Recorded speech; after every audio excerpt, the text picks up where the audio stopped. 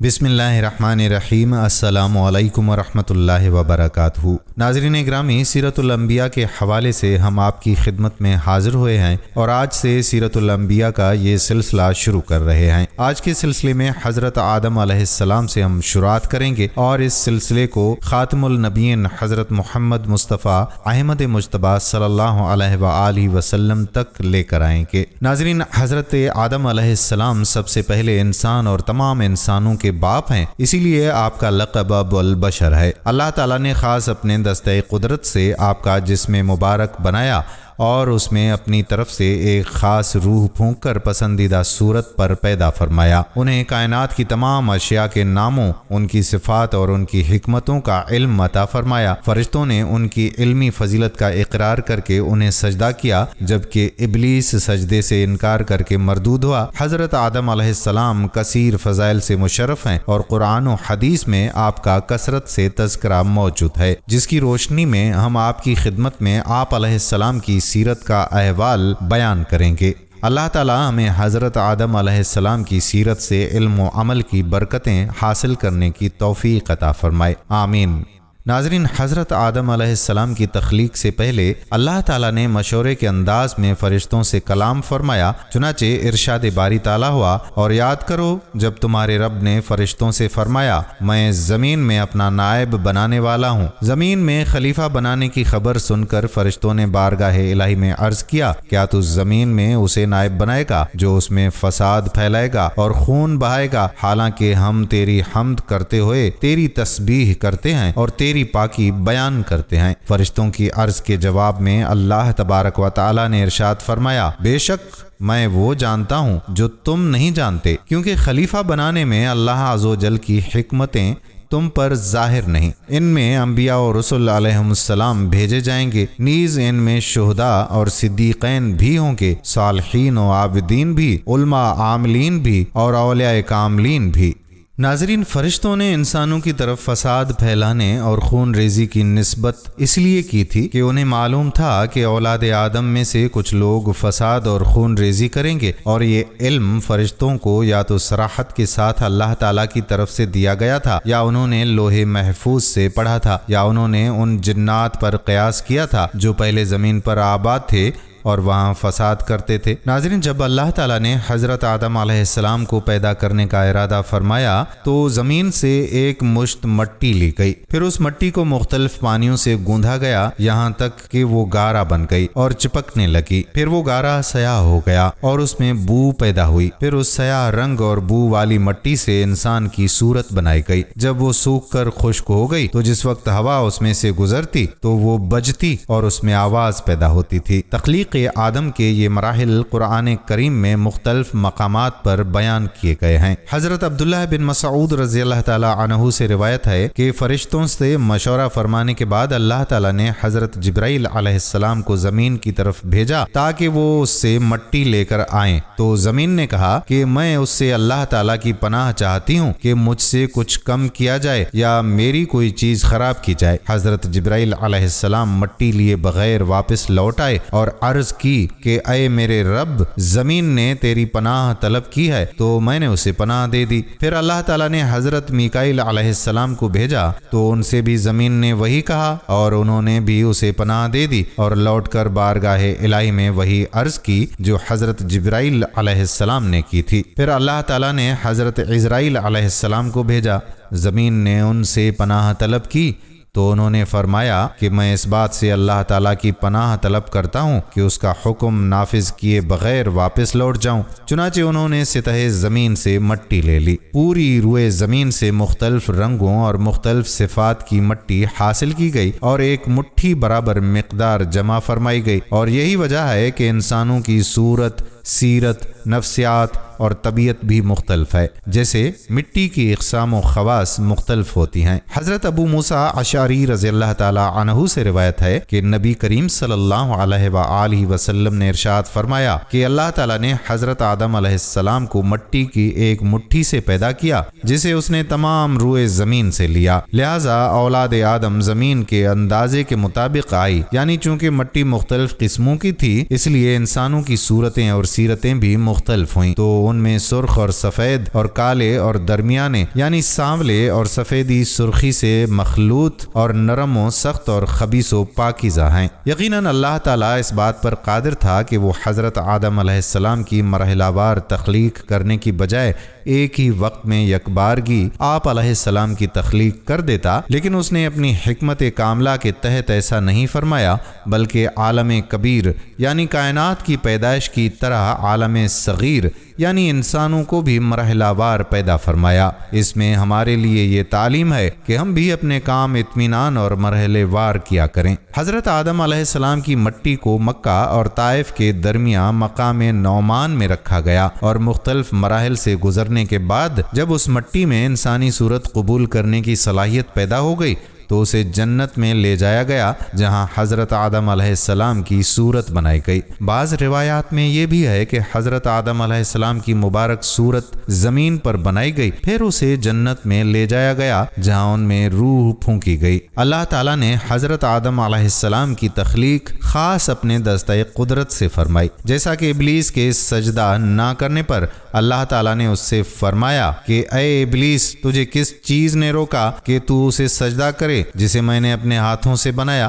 اور اللہ تعالیٰ نے ہی آپ علیہ السلام کی تخلیق کو پایہ تکمیل تک پہنچا کر اس جسم مبارک میں اپنی ایک خاص اور معزز روح پھونکی، جیسا کہ فرشتوں کو دیے جانے والے اس حکم سے ظاہر ہوتا ہے کہ پھر جب میں اسے ٹھیک بنا لوں اور اس میں اپنی خاص روح پھونکوں تو تم اس کے لیے سجدے میں پڑ جانا۔ آپ علیہ السلام کی صورت اور قد مبارک کے بارے میں حضرت ابو ہریرہ رضی اللہ تعالی عنہ سے روایت ہے کہ رسول کریم صلی اللہ علیہ وآلہ وسلم نے ارشاد فرمایا، اللہ تعالیٰ نے حضرت آدم علیہ السلام کو اپنی صورت پر پیدا فرمایا اور ان کے قد کی لمبائی 60 گز تھی۔ اپنی صورت پر پیدا کرنے سے کیا مراد ہے؟ تو علماء نے فرمایا ہے کہ اپنی صورت کے لفظ میں اگر ضمیر کا مرجع اللہ تعالیٰ ہے تو اس کا معنی ہے اللہ تعالیٰ نے حضرت آدم علیہ السلام کو اپنی پسندیدہ صورت پر پیدا فرمایا، یا یہ معنی ہے کہ اللہ تعالیٰ نے حضرت آدم علیہ السلام کو اپنی صفات پر پیدا فرمایا کہ انہیں علم، تصرف، سمع و بصر اور قدرت وغیرہ سے سرفراز فرمایا۔ اور اگر اپنی صورت کے الفاظ میں ضمیر کا مرجع آدم علیہ السلام ہے تو اس کا معنی یہ ہوگا کہ اللہ تعالیٰ نے حضرت آدم علیہ السلام کو ان کی شکل و وحیت پر پیدا فرمایا، یعنی جس شکل میں انہیں رہنا تھا شروع سے ہی انہیں وہ شکل دے دی، دوسروں کی طرح نہ کیا کہ پہلے بچے ہوں پھر جوان پھر بوڑھے وغیرہ۔ یا یہ معنی ہے کہ اللہ تعالیٰ نے حضرت آدم علیہ السلام کو ان کی صفت پر پیدا کیا کہ وہ شروع ہی سے عالم، عارف اور ہدایت یافتہ اور نیک تھے۔ حضرت انس رضی اللہ تعالیٰ عنہ سے روایت ہے کہ حضور پر نور صلی اللہ علیہ وآلہ وسلم نے ارشاد فرمایا، جب اللہ تعالیٰ نے حضرت آدم علیہ السلام کی جنت میں صورت بنائی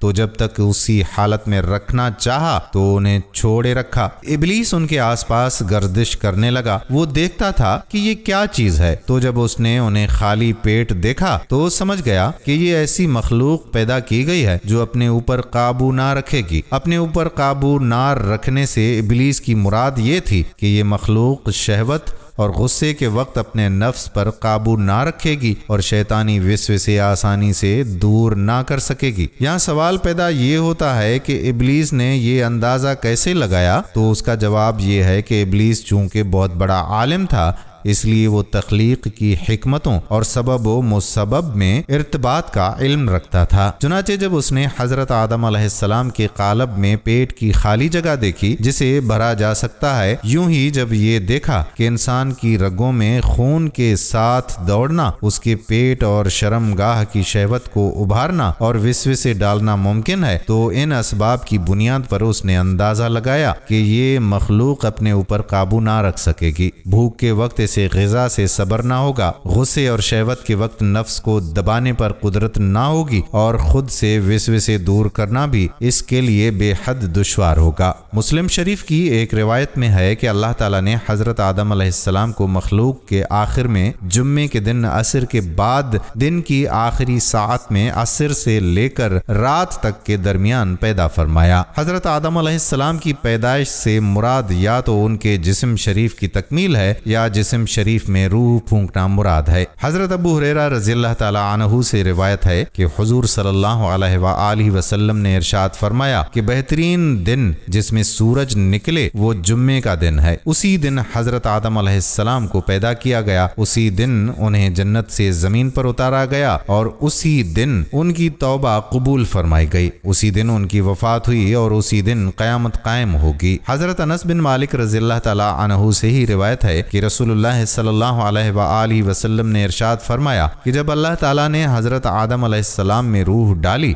और रूह उनके सर तक पहुंची तो उन्हें छींक आई। आप अलैहिस्सलाम ने कहा, अल्हम्दुलिल्लाह रब्बिल आलमीन, सब तारीफें अल्लाह के लिए हैं जो तमाम जहान वालों का पालने वाला है। तो अल्लाह ताला ने उनसे फरमाया कि यरहमुकल्लाह, यानी अल्लाह ताला आप पर रहम फरमाएगा। हजरत अबू हुरैरा रज़ियल्लाहु ताला अन्हु से रिवायत है कि रसूल अकरम सल्लल्लाहु अलैहि वसल्लम ने इरशाद फरमाया कि जब अल्लाह ताला ने हजरत आदम अलैहिस्सलाम को पैदा किया तो फरमाया, जाओ उन लोगों पर सलाम करो जो कि फरिश्तों की एक जमायत है, बैठी हुई है, और गौर से सुनना कि वो तुम्हें क्या जवाब देते हैं, फिर वही तुम्हारा और तुम्हारी औलाद का सलाम होगा। चुनांचे आप अलैहिस्सलाम गए और कहा, अस्सलामु अलैकुम। उन सब ने कहा, अस्सलामु अलैकुम वरहमतुल्लाह, तो उन्होंने उनके लिए वरहमतुल्लाह बढ़ा दिया। तिरमिज़ी शरीफ की हदीस में है कि जब अल्लाह ताला ने हज़रत आदम अलैहिस्सलाम को तख्लीक फरमाया और उनमें रूह फूंकी तो उन्हें छींक आई। आप अलैहिस्सलाम ने अल्हम्दुलिल्लाह कहने का इरादा फरमाया तो अज़्न इलाही से आपने अल्लाह ताला की हम्द की। फिर अल्लाह ताला ने फरमाया कि अल्लाह की तुम पर रहमत है, अये आदम, फरिश्तों की उस बैठी हुई जमायत के पास जाओ और कहो अस्सलामु अलैकुम। चुनांचे उन्होंने अस्सलामु अलैकुम कहा तो फरिश्तों ने जवाब दिया, अलैकल सलाम व रहमतुल्लाह। फिर आप अलैहिस्सलाम बारगाह इलाही में लौटे तो अल्लाह ताला ने इरशाद फरमाया, ये तुम्हारा और तुम्हारी औलाद का आपस में सलाम है। नाज़रीन, फरिश्तों के सामने हज़रत आदम अलैहिस्सलाम की अज़मत व फजीलत और बरतरी के इजहार का जिक्र आगे हम करते हैं। तख्लीक के बाद एक मौके पर अल्लाह ताला ने हज़रत आदम अलैहिस्सलाम के सामने तमाम अशिया पेश फरमाई और बतौर इल्हाम आप अलैहिस्सलाम को उनके नाम, काम, सिफ़ात, खुसूसियात, उसूली उलूम और सनअतें सिखा दी। फिर ये तमाम चीज़ें फरिश्तों के सामने पेश की और कहा कि अगर तुम अपने उस ख्याल में सच्चे हो कि तुमसे ज़्यादा इल्म वाली कोई मखलूक नहीं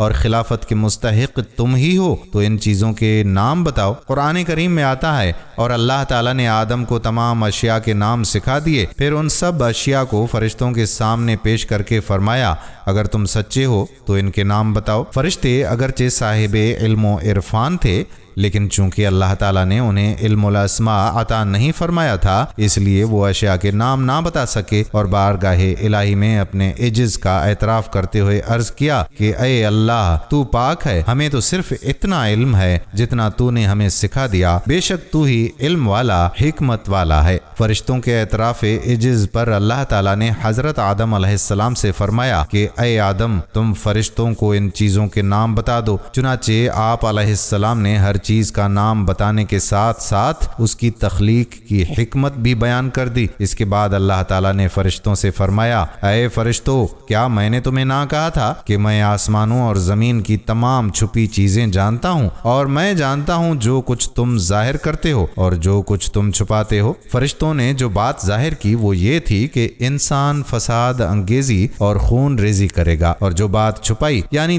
दिल में सोची थी वो ये थी कि खिलाफत के मुस्तहिक वो खुद हैं और अल्लाह ताला उनसे ज्यादा इल्म फजल वाली कोई मखलूक पैदा ना फरमाए। यहाँ एक सवाल पैदा होता है कि अल्लाह ताला ने हजरत आदम अलैहिस्सलाम को अशिया के नामों का इल्म अता फरमाया तो ही आप अलैहिस्सलाम ने उनके नाम बताए। अगर फरिश्तों को भी इल्म अता फरमा देता तो वो भी उनके नाम बता सकते थे। इसका जवाब ये है कि अल्लाह ताला ने हजरत आदम अलैहिस्सलाम को खिलाफत का मनसब अता करना था, इसलिए आप अलैहिस्सलाम को पहले तमाम अशिया, उनके नामों और उनकी कैफियत का इल्म अता फरमाया, और फरिश्तों को चूंकि मनसब खिलाफत पर फायज करना मकसूद ही ना था, इसलिए उन्हें हर चीज उसके नाम और कैफियत का इल्म अता ना किया गया। हजरत आदम अलैहिस्सलाम का इल्म इस कदर वसअत के बावजूद हुजूर अकरम सल्लल्लाहु अलैहि वसल्लम के दरियाए इल्म का एक कतरा है। नाज़रीन, हजरत आदम अलैहिस्सलाम को फरिश्तों के सजदा करने, इब्लीस के इनकार व तकब्बुर और बारगाह इलाही से उसकी मरदूदियत का बयान हम आगे करते हैं। नाज़रीन, ناظرین، جب اللہ تعالیٰ نے حضرت آدم علیہ السلام کی تخلیق کا ارادہ فرمایا تو فرشتوں کو اس کی پیشگی خبر دے دی تھی اور تاکید بھی کر دی تھی کہ تخلیق مکمل ہونے اور روح پھونکے جانے کے بعد فرشتے انہیں سجدہ کریں، جیسا کہ قرآن مجید میں ہے، جب تمہارے رب نے فرشتوں سے فرمایا کہ مٹی سے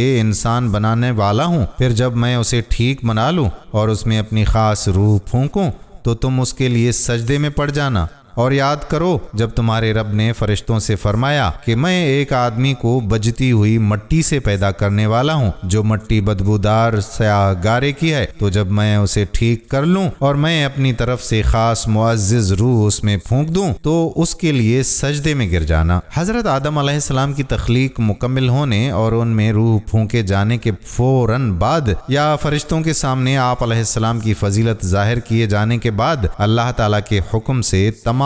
فرشتوں نے حضرت آدم علیہ السلام کو ایک ساتھ سجدہ کیا، لیکن ابلیس نے سجدہ نہ کیا اور تکبر کے طور پر سمجھتا رہا کہ وہ آپ علیہ السلام سے افضل ہے اور اس جیسے انتہائی عبادت گزار فرشتوں کے استاد اور مقرب بارگاہ الہی کو سجدے کا حکم دینا حکمت کے خلاف ہے۔ اپنے اس باطل عقیدے، حکم الہی سے انکار اور تعظیم نبی سے تکبر کی وجہ سے وہ کافر ہو گیا۔ قرآن مجید میں ابلیس کا یہ حال مختلف الفاظ کے ساتھ بیان کیا گیا ہے، اور بے شک ہم نے تمہیں پیدا کیا، پھر تمہاری صورتیں بنائی، پھر ہم نے فرشتوں سے فرمایا کہ آدم کو سجدہ کرو تو ابلیس کے سوا سب نے سجدہ کیا، وہ سجدہ کرنے والوں میں سے نہ ہوا، اور جب ہم نے فرشتوں سے فرمایا کہ آدم کو سجدہ کرو تو ابلیس کے سوا سب سجدے میں گر گئے، اس نے انکار کر دیا۔ ابلیس نے جواب دیتے ہوئے کہا کہ یا اللہ، تو نے مجھے آگ سے بنایا ہے اور آدم کو مٹی سے، چونکہ آگ مٹی سے اعلیٰ ہوتی ہے اس لیے میں آدم سے افضل ہوں، لہٰذا میری شان کے لائق نہیں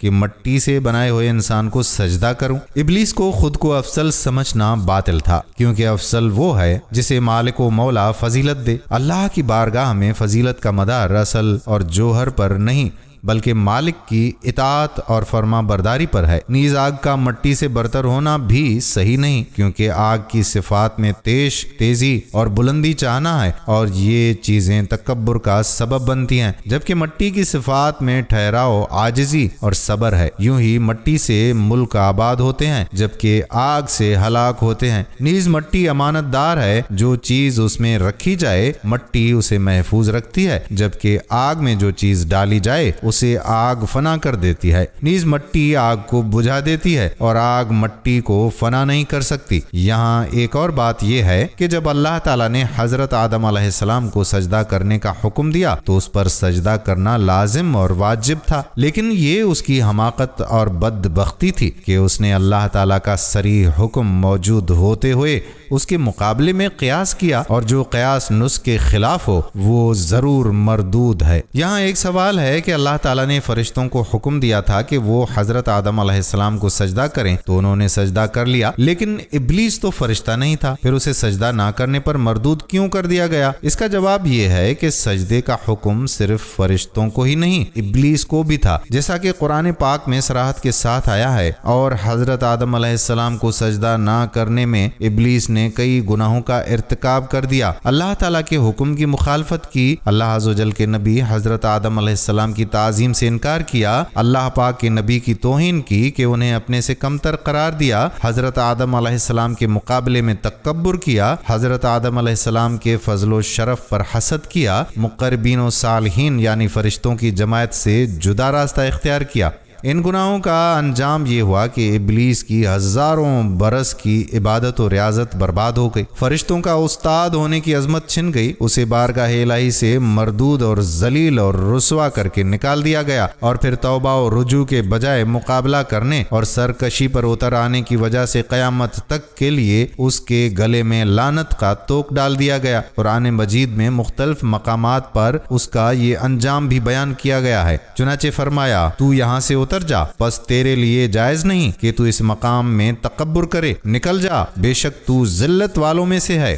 مہلت کے مطالبے کے ساتھ ابلیس نے اپنے مقررہ عزم کا اظہار کرتے ہوئے کہا، اے میرے رب، اگر تو نے قیامت تک مجھے مہلت دی تو میں ضرور اپنی ذلت اور رسوائی کا انتقام لوں گا اور اس کی تمام اولاد کو گمراہی کی چکی میں پیس کر رکھ دوں گا جسے تو نے میرے اوپر معزز بنایا ہے۔ البتہ کچھ لوگ میرے مکر و فریب اور گمراہی کے بچھائے ہوئے جال سے محفوظ رہیں گے۔ قرآن کریم میں ابلیس کا یہ عزم ان الفاظ کے ساتھ ذکر کیا گیا ہے، بھلا دیکھ تو جسے تو نے میرے اوپر معزز بنایا، اگر تو نے مجھے قیامت تک مہلت دی تو ضرور میں تھوڑے سے لوگوں کے علاوہ اس کی اولاد کو پیس ڈالوں گا۔ ابلیس کے انتقام کے عزم اور اعلان پر اسے جواب دیا گیا کہ نکل یہاں سے، تو وسوسے ڈال کر اور معصیت کی طرف بلا کر جسے راہ ہدایت سے پھسلا سکتا ہے پھسلا دے، اپنے مکر و فریب کے تمام جال استعمال کر لے اور اپنے سواروں پیادوں کے سارے لشکر لے کر انسانوں پر چڑھائی کر دے، تو لوگوں کے مالوں میں اور ان کی اولاد میں ان کا شریک ہو جا اور ان سے طرح طرح کے وعدے کرتا رہے، الغرض لوگوں کو گمراہ کرنے کے لیے تم سے جو ہو سکتا ہے کر لے، لیکن یاد رکھ جو میرے خاص بندے ہیں ان پر تیرا کوئی داؤ چلنے والا نہیں،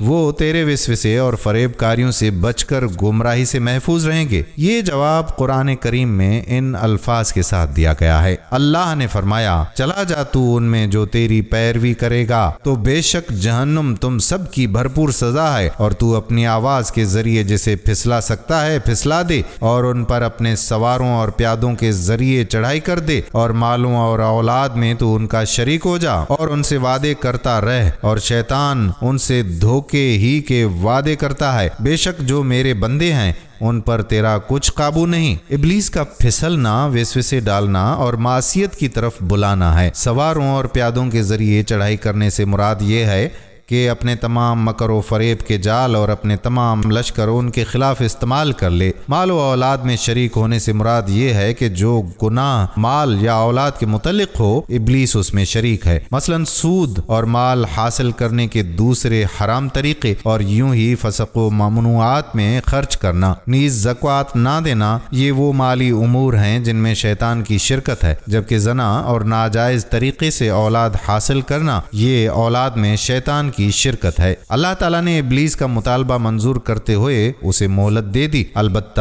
اس کی مدت اس کے تقاضے کے مطابق قیامت کے دن تک کی بجائے پہلی بار سور میں پھونک مارے جانے تک رکھی۔ چنانچہ سورۃ الاعراف میں آیا اللہ نے فرمایا تجھے مہلت ہے۔ اب مہلت مل جانے پر ابلیس ملعون نے اپنے مزید عزائم کا اظہار کیا کہ میں ضرور تیرے بندوں سے مقررہ حصہ لے کر انہیں اپنا اطاعت گزار بناؤں گا، لوگوں کو کبھی طویل عمر کی، کبھی لذات دنیا کی، کبھی خواہشات باطلہ وغیرہ کی امیدیں دلاؤں گا، انہیں حکم دوں گا تو یہ ضرور چوپایوں کے کان چیریں گے، اللہ تعالیٰ کی پیدا کی ہوئی چیزیں بدل دیں گے، میں راہ ہدایت پر لوگوں کی طاق میں بیٹھ جاؤں گا اور ان کے آگے پیچھے دائیں بائیں چاروں جہتوں سے حملہ آور ہو کر انہیں دنیا و آخرت سے متعلق وسوسے ڈالوں گا، دین کے معاملے میں شکوک و شبہات کا شکار اور گناہوں کی طرف راغب کروں گا، اور بہت سے لوگ تیرے شکر گزار بندے نہ رہیں گے، لوگوں کے سامنے تیری نافرمانی کو خوبصورت اور خوشنما بنا کر پیش کروں گا، تمام لوگوں کو گمراہ کر دوں گا، البتہ تیرے خاص اور چنے ہوئے بندے میرے قابو نہیں آ سکیں گے۔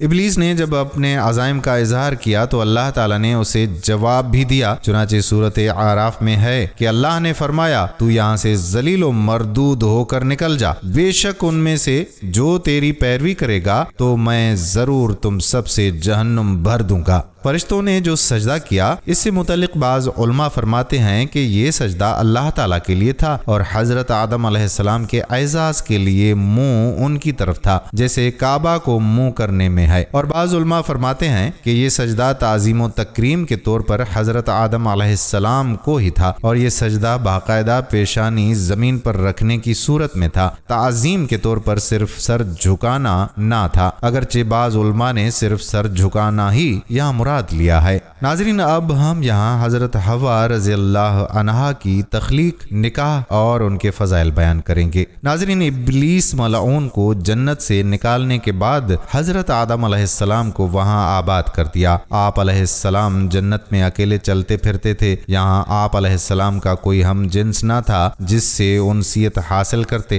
ایک بار اللہ تعالیٰ نے آپ علیہ السلام پر نیند طاری کر دی، پھر اسی حالت میں آپ علیہ السلام کی بائیں پسلی نکال کر اس سے حضرت حوا علیہ السلام کو تخلیق کیا اور پسلی کی جگہ گوشت رکھ دیا۔ اس عمل کے دوران آپ علیہ السلام کو کسی تکلیف کا کوئی احساس تک نہ ہوا۔ جب آپ علیہ السلام بیدار ہوئے تو اپنے سر کے پاس ایک خوبصورت خاتون کو بیٹھے ہوئے پایا۔ حضرت آدم علیہ السلام نے فرمایا کہ تم کون ہو؟ انہوں نے عرض کی کہ میں عورت ہوں۔ فرمایا تمہیں کیوں پیدا کیا گیا ہے؟ عرض کی کہ اس لیے کہ آپ علیہ السلام مجھ سے سکون حاصل کریں۔ فرشتوں نے حضرت آدم علیہ السلام کے علوم کی وسعت معلوم کرنے کے لیے عرض کی کہ ان کا نام کیا ہے؟ ارشاد فرمایا حوا۔ عرض کی کہ ان کا نام حوا کیوں ہے؟ ارشاد فرمایا کیونکہ یہ ایک زندہ وجود سے پیدا کی گئی ہے۔ یاد رہے کہ حضرت حوا علیہ السلام چونکہ مرد و عورت والے باہمی ملاپ سے پیدا نہیں ہوئی، اس لیے یہ حضرت آدم علیہ السلام کی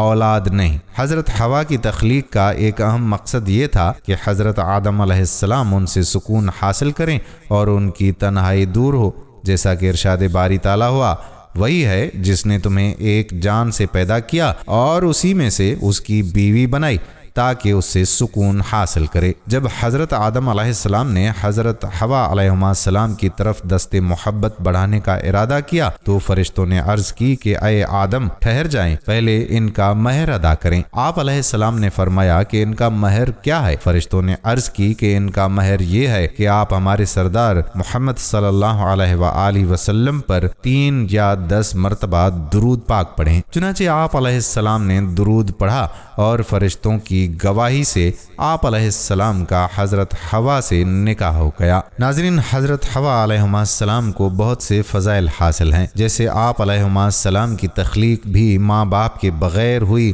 اور جنت میں ہوئی۔ انسانوں میں سب سے پہلی عورت کا اعزاز آپ کو حاصل ہے۔ آپ کا نکاح پہلے انسان اور نبی حضرت آدم علیہ السلام سے ہوا اور وہ بھی جنت میں ہوا۔ آپ علیہ السلام کا نکاح فرشتوں کی گواہی سے ہوا۔ آپ علیہ السلام ام البشر یعنی حضرت آدم علیہ السلام کی تمام اولاد کی ماں ہیں۔ ناظرین، حضرت آدم علیہ السلام کو ایک مخصوص درخت کا پھل کھانے کی ممانعت تھی، شیطان کی طرف سے وسوسہ ڈالنے اور حضرت آدم علیہ السلام کے ممنوع درخت کا پھل کھا لینے کا اب ہم ذکر کرتے ہیں۔ اللہ تعالیٰ نے جنت میں حضرت آدم علیہ السلام کو ابلیس کے بارے میں متنبع کرتے ہوئے فرمایا کہ اے آدم علیہ السلام، یہ ابلیس تیرا اور تیری بیوی کا دشمن ہے، تو یہ تم دونوں کو جنت سے نکلوا نہ دے۔ اگر ایسا ہوا تو تم مشقت میں پڑ جاؤ گے، یعنی جنت سے نکل کر زمین پر جانا پڑے گا اور پھر وہاں اپنی غذا اور خوراک کے لیے زمین جوتنے، کاشتکاری کرنے، دانہ نکالنے، پیسنے، پکانے کی محنت میں مبتلا ہونا پڑے گا۔ چنانچہ قرآن کریم میں ارشاد ہوا،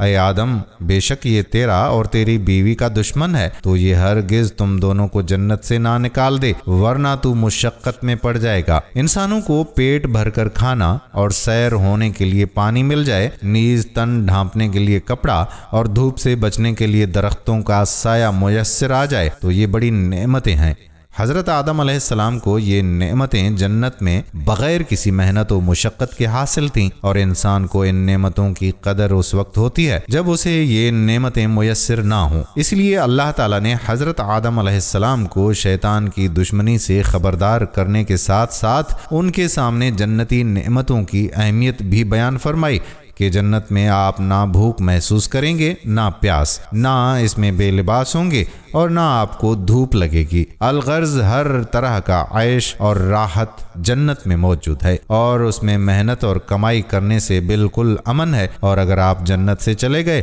تو ان تمام نعمتوں کے حصول کے لیے آپ کو محنت و مشقت کرنا پڑے گی۔ اس لیے آپ ابلیس کے وسوسوں سے بچ کر رہیں۔ اہل جنت کا کھانا پینا بھوک پیاس کی وجہ سے نہ ہوگا، کیونکہ جنت میں بھوک اور پیاس نہ ہوگی، اور نہ ہی وہاں زندہ رہنے کے لیے کھانے پینے کی حاجت ہوگی، بلکہ جنت کے تمام کھانے اور مشروبات صرف لذت کے لیے ہوں گے، اور جنتی کا جب جو چیز کھانے پینے کا دل چاہے گا وہ فوراً حاضر ہو جائے گی۔ ابلیس کو ذلیل اور رسوا کر کے جنت سے نکال دینے اور حضرت حوا کی تخلیق کے بعد اللہ تعالیٰ نے حضرت آدم علیہ السلام اور ان کی زوجہ کو جنت میں رہنے کا حکم دیا اور کسی رکاوٹ کے بغیر کہیں سے بھی کھانے کی اجازت دی، البتہ ایک خاص درخت کے قریب جانے سے منع کر دیا۔ حضرت حضرت آدم علیہ السلام کو سجدہ نہ کرنے کی وجہ سے شیطان مردود ہوا تھا، اس لیے اس نے اپنے دل میں کینہ اور حسد پال لیا، انتقام کے متعلق سوچتا رہا اور آپ علیہ السلام کو نقصان پہنچانے کی طاق میں رہا۔ چنانچہ موقع ملنے پر اس نے حضرت آدم علیہ السلام کو وسوسہ ڈالا اور کہنے لگا کہ اے آدم، کیا میں تمہیں ایک ایسے درخت کے بارے میں بتاؤں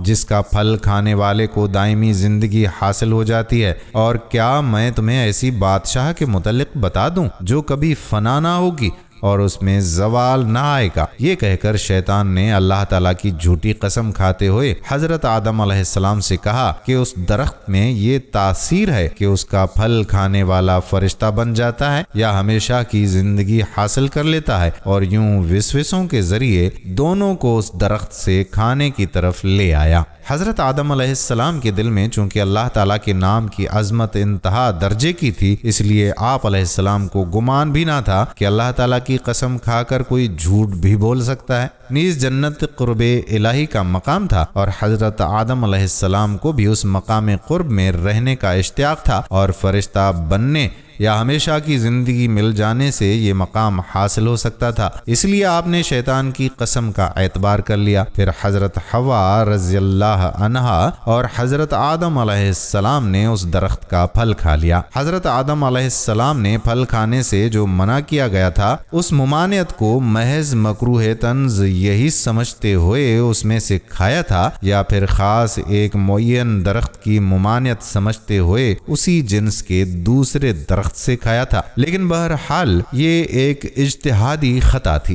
جس میں گناہ نہیں ہوتا، لیکن وہ بہرحال خطا ضرور ہوتی ہے۔ ابلیس کے وسوسے ڈالنے کے بعد جب حضرت آدم علیہ السلام اور حضرت حوا نے اس درخت میں سے کھا لیا تو ان کے جنتی لباس اتر گئے اور ان پر ان کی شرم کے مقام ظاہر ہو گئے، اور وہ اپنا سطر چھپانے اور جسم ڈھانکنے کے لیے جنت کے پتے اپنے اوپر چپکانے لگے۔ درخت کا پھل کھانے کی صورت میں حضرت آدم علیہ السلام سے اپنے رب تعالیٰ کے حکم میں لغزش واقع ہوئی، اور وہ جو شیطان نے جھوٹ بول کر پھل کھانے کے فوائد بیان کیے تھے وہ سب لا حاصل رہے، یعنی نہ فرشتہ بنے اور نہ ہی دائمی زندگی ملی۔ گویا جو مقصد چاہا تھا وہ نہ پایا۔ قرآن مجید میں دو مقامات پر حکایت کا یہ پہلو بیان کیا گیا ہے۔ چنانچہ سورۃ اعراف میں آیا، پھر جب انہوں نے اس درخت کا پھل کھایا تو ان کی شرم کے مقام ان پر کھل گئے اور وہ جنت کے پتے ان پر ڈالنے لگے۔ سورہ طٰہٰ میں آیا، تو ان دونوں نے اس درخت میں سے کھا لیا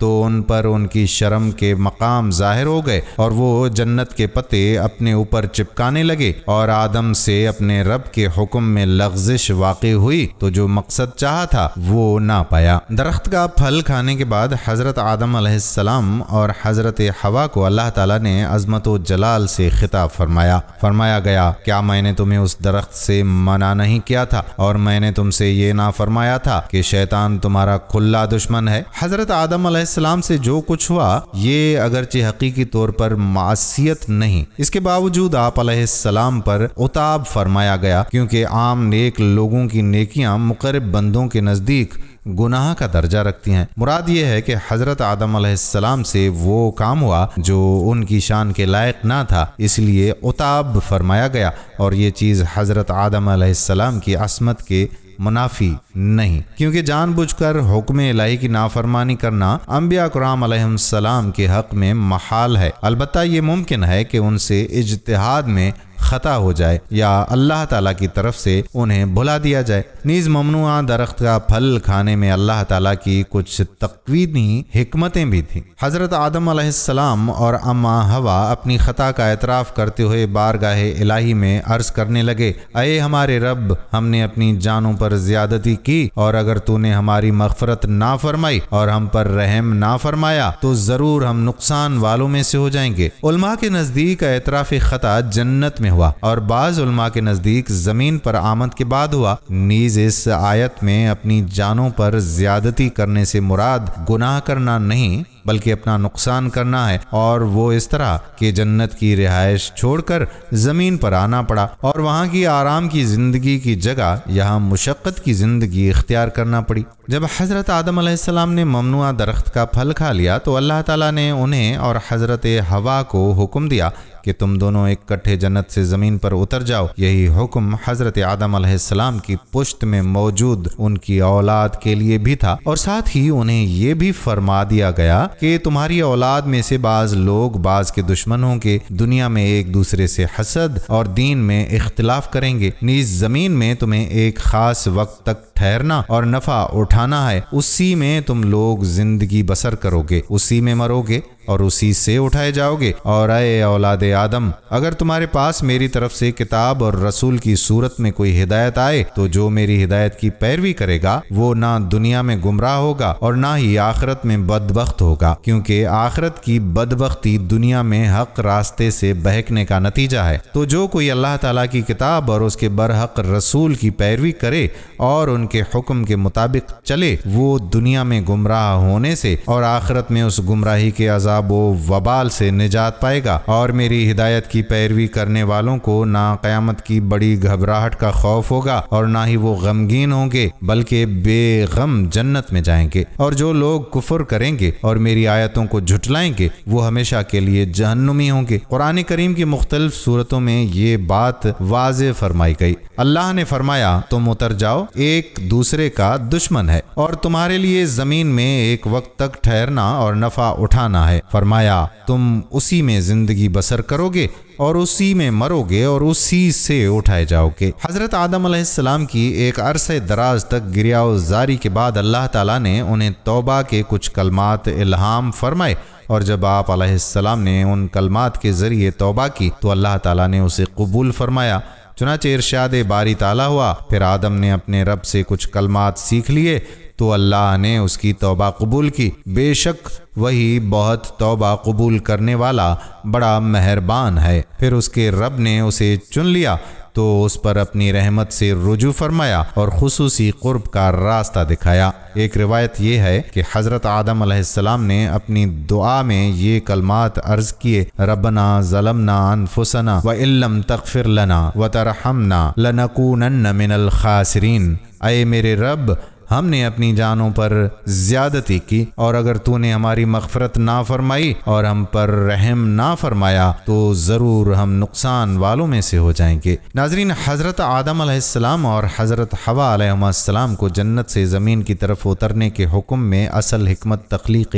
آدم کے اصل مقصد کو پورا کرنا تھا کہ انسانوں کے لیے ایک دارالامتحان قائم ہو، نبیوں، ولیوں اور صالحین کے اعمال اور شان واضح ہوں اور نیک و بد کا فرق نمایاں ہو، انبیاء علیہ السلام کے ذریعے نیکی و تقوی کے اعلیٰ معیار قائم ہوں اور ان کی زندگیاں عام انسانوں کے لیے لائق اتباع، نمونہ اور آئیڈیل بن جائیں۔ اور ان انبیاء علیہ السلام کی فہرست میں چونکہ آدم علیہ السلام بھی داخل ہیں تو یہ سب فضائل انہیں بھی دینا مقصود تھا۔ حضرت آدم علیہ السلام کا جنت سے زمین پر تشریف لانا شیطان کی کامیابی ہرگز نہیں، نیز حضرت آدم علیہ السلام تو عارضی طور پر جنت سے زمین پر تشریف لائے ہیں اور قیامت کے دن اپنی بے شمار اولاد کے ساتھ ہمیشہ کے لیے جنت میں تشریف لے جائیں گے، جبکہ ابلیس مردود تو ہمیشہ کے لیے جنت سے نکال دیا گیا اور بروز قیامت یہ ہمیشہ کے لیے جہنم میں جائے گا۔ تو در حقیقت ناکامی اور نامرادی شیطان کا ہی مقدر بنی اور حضرت آدم علیہ السلام بہرحال کامیاب ہی رہے۔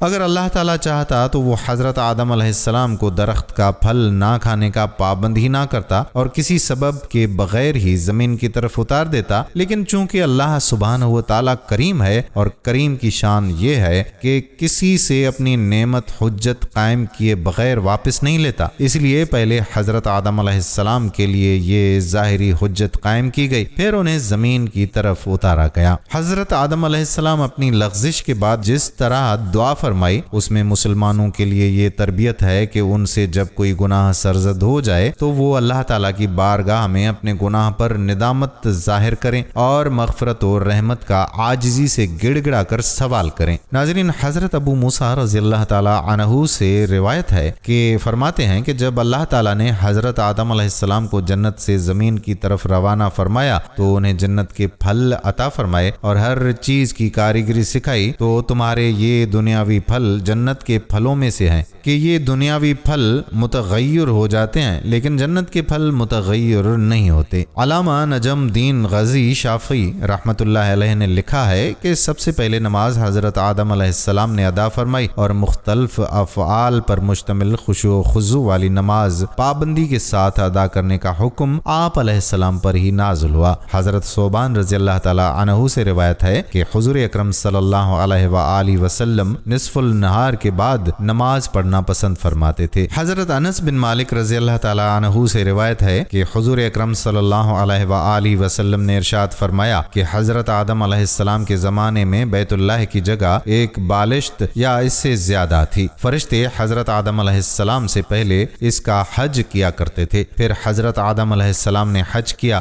ایک مقام پر فرشتوں نے ان کا استقبال کیا اور عرض کی کہ اے آدم علیہ السلام، آپ کہاں سے تشریف لا رہے ہیں؟ انہوں نے فرمایا کہ میں نے بیت اللہ کا حج کیا ہے۔ فرشتوں نے عرض کی کہ بے شک آپ سے پہلے صرف فرشتوں نے حج کیا تھا۔ حضرت وہب بن منبہ رحمۃ اللہ علیہ فرماتے ہیں کہ جب اللہ تعالیٰ نے حضرت آدم علیہ السلام کی توبہ قبول فرمائی اور انہیں مکہ کی طرف سفر کرنے کا حکم دیا تو زمین کو ان کے لیے لپیٹ دیا گیا، یہاں تک کہ آپ علیہ السلام مکہ مکرمہ پہنچ گئے۔ مقام بطح میں فرشتوں کی آپ علیہ السلام سے ملاقات ہوئی تو انہوں نے خوش آمدید کہا اور عرض کی کہ اے آدم علیہ السلام، ہم آپ کے حج کی نیکی کے منتظر تھے جب ہم نے آپ سے 2000 سال پہلے اس بیت اللہ کا حج کیا ہے۔ تعمیر کعبہ کے بعد اللہ تعالیٰ نے حضرت جبرائیل علیہ السلام کو حکم دیا تو انہوں نے آپ علیہ السلام کو حج کے تمام احکام سکھا دیے، پھر وہ آپ علیہ السلام کے ساتھ چلے یہاں تک کہ انہیں عرفات، مزدلفہ، منا اور جمرات کے مقام پر ٹھہرایا اور اللہ تعالیٰ نے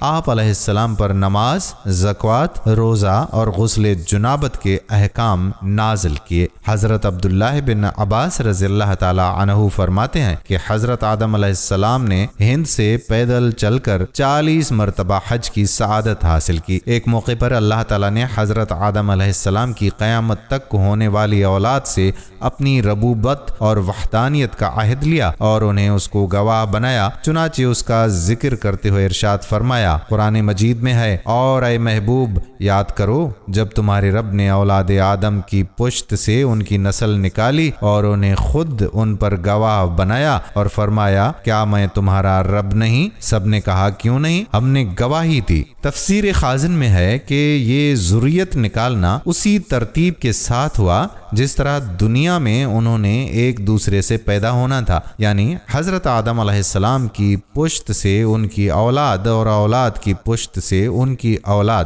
اسی طرح قیامت تک پیدا ہونے والے لوگ نکالے گئے۔ اللہ تعالیٰ نے ان کے لیے ربوبیت اور وحدانیت کے دلائل قائم فرما کر اور عقل دے کر ان سے اپنی ربوبیت کی شہادت طلب فرمائی تو سب نے کہا کہ کیوں نہیں، ہم نے اپنے اوپر گواہی دی اور تیری ربوبیت اور وحدانیت کا اقرار کیا۔ اللہ تعالیٰ نے اس عہد میثاق کی حکمت بھی بیان فرمائی ہے، چنانچہ ارشاد باری تعالیٰ ہوا، یہ اس لیے ہوا تاکہ تم قیامت کے دن یہ نہ کہو کہ ہمیں اس کی خبر نہ تھی، یا یہ کہنے لگو کہ شرک تو پہلے ہمارے باپ دادا نے کیا اور ہم ان کے بعد اولاد ہوئے، تو کیا تو ہمیں اس پر ہلاک فرمائے گا جو اہل باطل نے کیا۔ یعنی اے اللہ کی ربوبیت کا اقرار کرنے والوں، یہ گواہ بنانا اس لیے تھا تاکہ قیامت کے دن یہ نہ کہہ سکو کہ ہم جو کفر و شرک میں مبتلا ہیں ہمیں اس میں ہمارا قصور نہیں، کیونکہ ہمیں خبر ہی نہ تھی کہ تو ہمارا رب عزوجل ہے اور تیرے سوا کوئی بھی رب نہیں، اور اے رب کریم تو بے خبر کو نہیں پکڑتا، لہٰذا ہمیں چھوڑ دے اور عذاب نہ دے، اور نہ ہی یہ کہہ سکو کہ ہم کفر و شرک میں اس لیے بے قصور ہیں کہ ہمارے باپ